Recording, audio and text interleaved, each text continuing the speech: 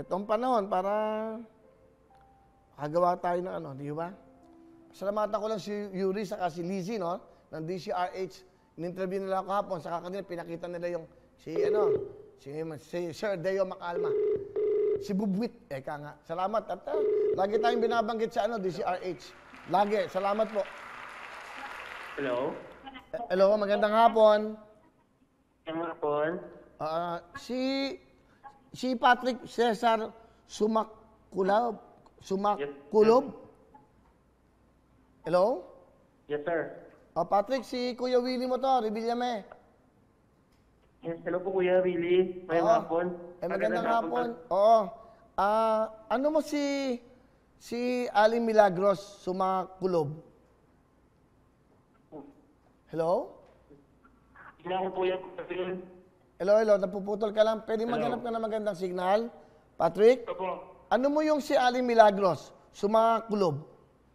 Opo, yan. Ano? Ina ko po. Nanay mo. Ikaw yung anak niya. Nanay ko.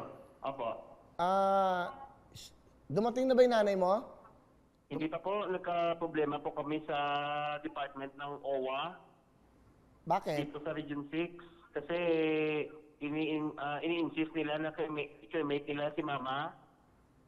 Tapos, ang sabi naman ng DFA Region 6, Manila, sa Manila na DFA at saka OWA sa Manila, walang cremation na mangyayari. Pero dito sa Region 6, ini-insist talaga nila na i-cremate si Mama. Kasi para malaman nyo, yung nanay po niya, si Aling Milagros, isa po siyang OFW sa Beirut. Anong trabaho ng nanay mo sa Beirut? OFW po siya. Matagal ba siya nagtrabaho sa Beirut? Mga 5 years po. Isa siya dun sa nasawi, di ba? Dahil sa pagsabog. Tama? Opo. Ilang kayo magkakapatid? 3 po. Ako yung bunso. Ay, kayo yung bunso. Opo. Pero nakikipag-coordinate na kayo sa DFA, sa OWA? Opo. Okay, maganda aayusin yan at I'm sure tutulungan kayo ng gobyerno. Ngayon kaya ako tumawag, yung pinangako ko na magbibigay ako sa inyo ng tigo 100,000 cash, tulong namin sa inyo para... Salamat po, Kuya Will. Ito yung 100,000, papadala ko sa inyo bukas at kung ano may maitutulong, kung ano may pangangailangan nyo, siguro makakatulong ito 100,000. Opo. Malaking tulong na po yan. Oo, nakikiramay kami sa pamilya mo, sa tatay mo, sa inyong magkakapatid. Napakalungkot niyan. Maganda yung ilang tulog na lang. Yung dapat ng patutugin. OFW Di ba? Okay? Meron ka bang gustong sabihin? At siyempre, wala nang nanay mo. Ano ba yung nanay mo doon? Nagtrabaho ng 6 years bilang isang DH. Hello? Ano naging trabaho ng nanay mo doon? Hello? Patrick? Putol Si Patrick po yung anak daw ng bunso ng Aling Milagros. Si Nanay Milagros po, 6 years doon nagtrabaho sa Beirut bilang isang OFW, no? So, nung nalaman po natin yan, kasi dapat to pag tumutulong, gumawa ka na kagad ng paraan para yan. Itong pangangailangan. Hello? Patrick, meron ka 100,000, bigay ko yan, personal. Maraming salamat po, Kuya Will. Malaking tulong po yan para sa pagliping sa mama ko. Salamat. Nakikiramay kami Patrick, at sana pag uwi ng nanay nyo, di ba wala na maging abirya, makasama nyo na kaagad siya kahit papano, di ba? Opo. Yung tatay mo, kamusta? Yung papa mo? Si papa ko po namatay na siya 7 years old pa lang po ako. So ulilang lubos na kayo ngayon. Opo. Ano ba trabaho mo? Nagtatrabaho po dito sa Gimaras bilang sa isang restaurant. Taga Gimaras kayo? Opo. Nasa Gimaras ka ba ngayon? Opo, pauwi po ngayon ako kada sumasakay ako sa bangka. Pasakay ka ng bangka? Opo. Galing kami ng OWA at DFA, na-process kami ng mga papeles ni Mama. Sige, at papatawagan ka namin bukas, mamaya, para padala namin yung pera para sa inyo, ha? Opo, salamat po. Pasensya Salamat. nyo na yung konting tulong namin, ha? Tulong ko sa inyo. Malaking tulong na po yan para sa amin. At, Patrick, nakikiramay ako at nakikiramay kami ang GMA7. Okay? Maraming salamat po. Sige, ingat kayo, ha? Salamat. Ingat po rin kayo. Okay. Ingat din. Salamat. Okay. Yung may lyrics, mas maganda. Pag mga OFW. Pwede ba isa? Pwede pa? Rod? Pwede pa? Isa pa, no? Isa pa. Ano?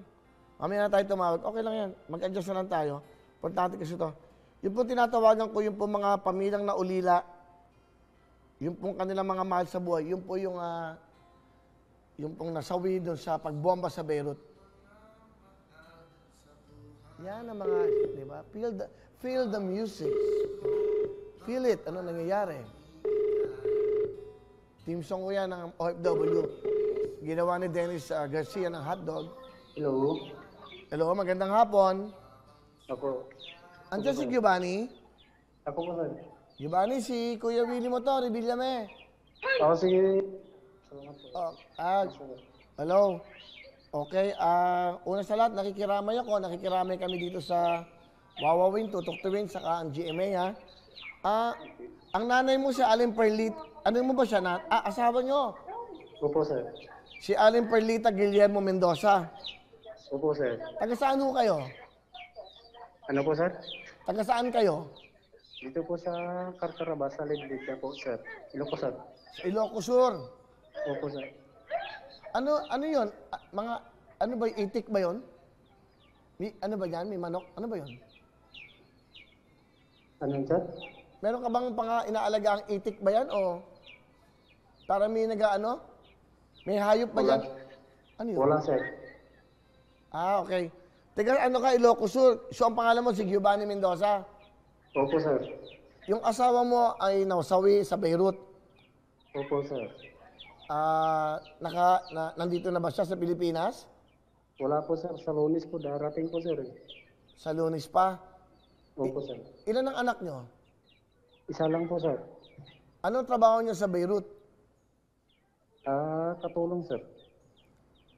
Isang kasambahay. Opo, sir. DH siya. Ilang taon siya nagtrabaho sa Beirut?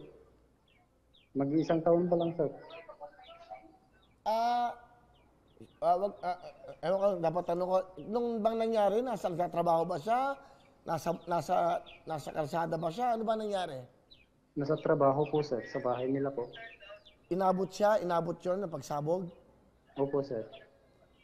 Sino nagsabi sa'yo na gano'n ang nangyari sa asawa mo? Tumawag po sa akin yung DFA Manila, sir. Ano ba ang trabaho mo, Mang Giovanni? Construction po, sir. Okay, kaya ako tumawag para personal na sabihin ko sa'yo, magbibigay ako ng 100,000 ang Tutuktuwin GMA kami na dito para sa'yo.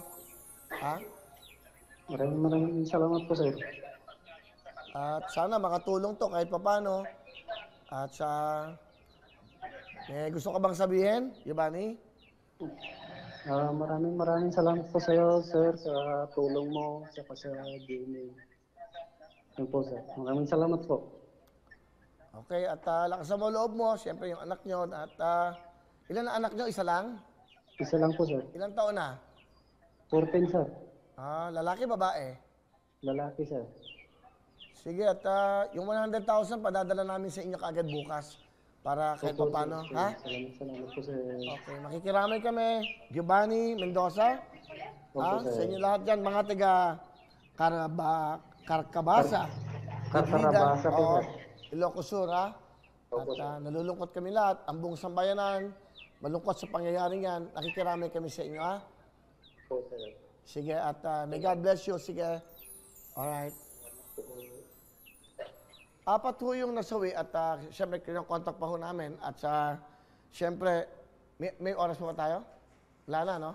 Tatawag na lang tayo mamaya dahil susunod na po. Siyempre, may bibigay naman tayo ang bigay ng Lux White. Siyempre, yung hong dalawa na ho yung natawagan, may dalawa pa at pinagkalooban po namin ng tig 100,000 para ho nakatulong, di ba? Napakahirap po ng kanilang kalagayan sa ngayon. Nagtatrabaho sa ibang bansa, babalik dito wala na. Hindi ho ba? Bangkay na lang. Kaya nga sabi ko sa inyo, ito ang panahon para hindi tayo dapat nag-aaway-away. Ito yung panahon para tayo magtulong-tulungan. Hello everyone! Mga kapuso, I'm Donita Knows. Nagustuhan niyo ba ang video na to? Marami pang hinanda para sa inyong lahat. Kaya mag-subscribe lang sa official YouTube channel ng Wowowin. Don't forget to hit the bell button para lagi kayong updated. Mula